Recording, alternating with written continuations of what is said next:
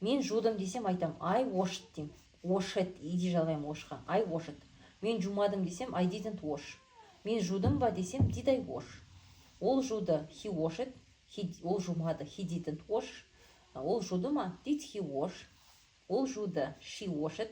Ол жумады she didn't wash. Ол жуды ма did she wash. Олар жуды they washed.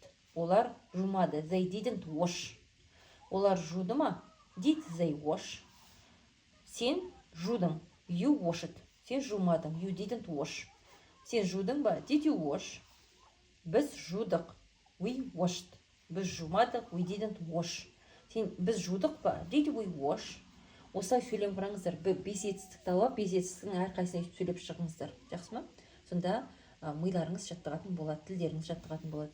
Did not'тың қысқартылған түрі didn't. Осыны жаттап алыңыздар және де қараңыздар. Енді wash деген ол бізде дұрыс етістік болды.